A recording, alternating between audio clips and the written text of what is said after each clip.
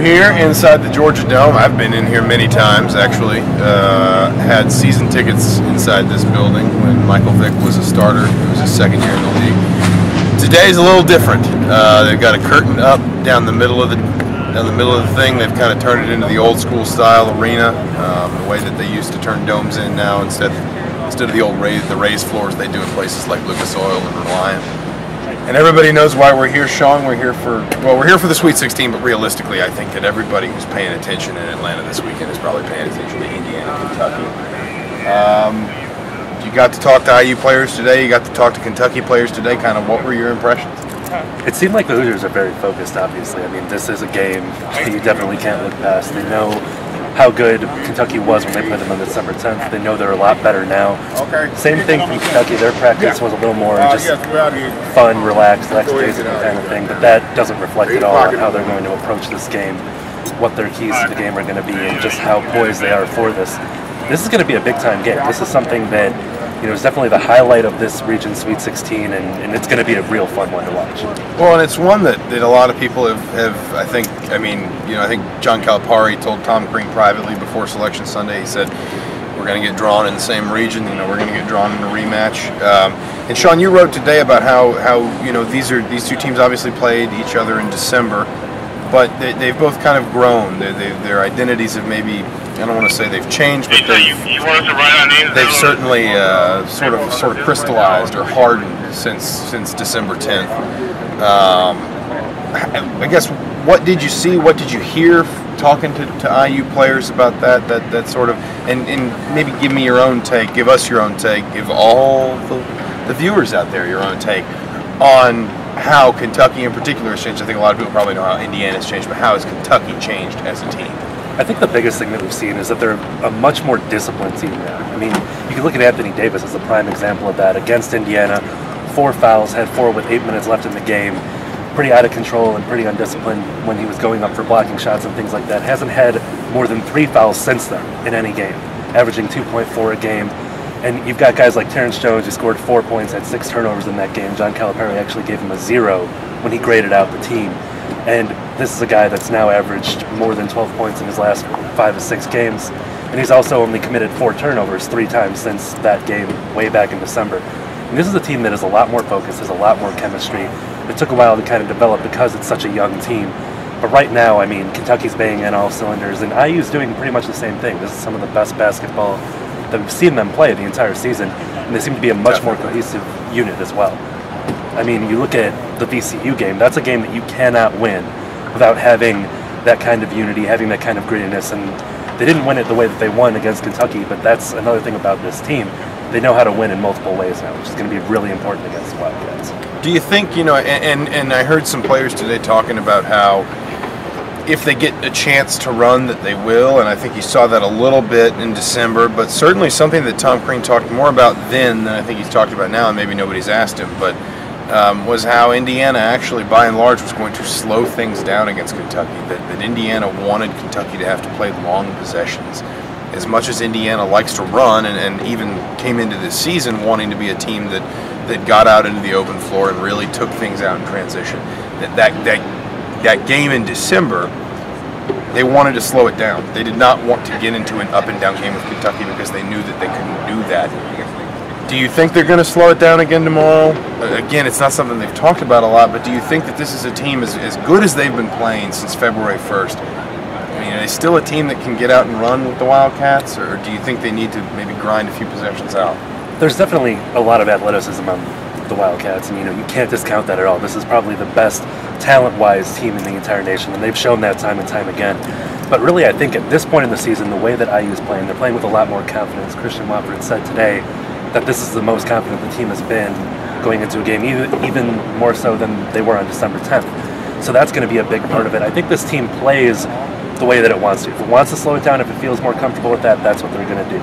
If they want to get out and run like they've said that they have, that's something that they can do, and I think they can do it successfully at this point, regardless of the horses that Kentucky has, because they are playing like they can beat any team in the nation, and that's really important against Kentucky, who's had quite a few teams bow out on them in the past couple of games. Well, obviously 9:45 tomorrow night. We're going to be in here. Indiana, Kentucky will be in here at the Georgia Dome, red and black seats. They call it the Dome Field Advantage down here, and it looks really good. Just from a personal standpoint, someone who's seen a lot of far less than sold-out crowds for Falcons games in this arena, it looks good to kind of see at least the team colors on the seats, and it'll be interesting to see, kind of what the crowd looks like. I know Atlanta is always a city that's good to Kentucky in terms of fan support. They have the SEC tournament here a lot, and Kentucky always kind of dominates that. But at the same time, I think there's a lot of excitement around this game from Indiana folks. I know a lot of people coming down just personally. I think Tom Crean even tweeted this week that Atlanta has the third largest alumni base in the country, behind the state of Indiana and cities in the state of Indiana, and then Chicago as well. So it will be interesting to see kind of what the sort of split is in here. Sean, before we wrap up, let me get your thought, your prediction. Does the dream season keep going after tomorrow night, or does it come to an end here in the South's capital city? I mean, I've discussed this with a lot of people, and the biggest thing that you'll hear about the IU-Kentucky game from December 10th is that it was just, as cliche as it might sound, it was a perfect storm of things. I mean, you had the crowd, you had the way that IU was playing, you had the key mistakes by Kentucky down the stretch, and it just all worked in IU's favor in the end. In a neutral site against a team that is so much better than it was even back then, and it was the top team in the nation then, I just can't see it happening. I mean, it has been a dream season for Indiana, but if they do manage to pull out a second win against the Wildcats, I'll be incredibly shocked, and I'll be happy to eat crow if they do. Well, I don't really want to see Sean eat crow, but I will say that I would probably have to agree. Kentucky is a much better team.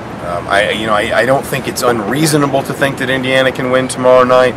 It does say something. Normally I don't really care about shots going in during warm-ups and things like that, but when you're dealing with a really big arena like this, when you're dealing with all the space behind the basket, when you're dealing with the strange lighting because you're in a dome, you're in a football stadium, not a basketball stadium, it was interesting to see Indiana making a lot of shots in practice, which again, I really usually don't play a lot on that, but I think it does matter when you're playing in such a foreign environment like this.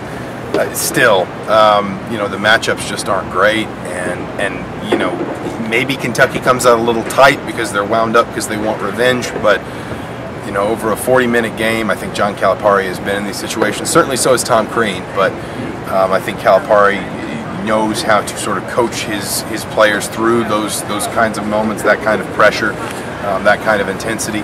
I don't think it's a blowout. I don't get that feeling from this game. I think Indiana's players are too focused, and I think I don't want to say too professional, but I mean that is now actually grown into a pretty experienced locker room, because it's a lot of guys who played a lot of minutes, and now they've sort of coupled the winning in with that, and winning at a high clip, 27 wins this year. At the same time,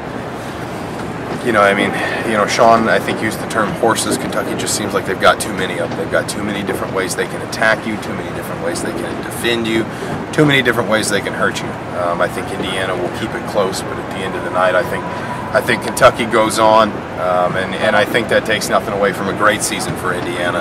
I don't think anybody expected 27 wins, Sweet 16, 3 top 5 wins. First time that any Indiana team had done that in the regular season. But I would agree with Sean. I think it comes to an end tomorrow night. But between now and then, we're going to finish wrapping up stories. We're going to eat some real quality Southern food at Mary Mac's Tea Room. I'm going to introduce these gentlemen to the varsity, the greasiest chili dogs they'll ever eat in their lives, and we will be back in here, well, probably about this time tomorrow, getting ready for Baylor Xavier, or Xavier, forgive me, I'm not sure which is the correct pronunciation, and I don't want anyone to yell at me, so I'll say them both. And then after that, again, 9:45 approximately. But if the Baylor game, if the first game runs over, then obviously tip-off will be pushed back. So it's the primetime game. So get your sleep tonight. You might be staying awake late tomorrow night. Thanks for joining us on the Inside Indiana Report. For Sean Morrison, I'm Zach Osterman.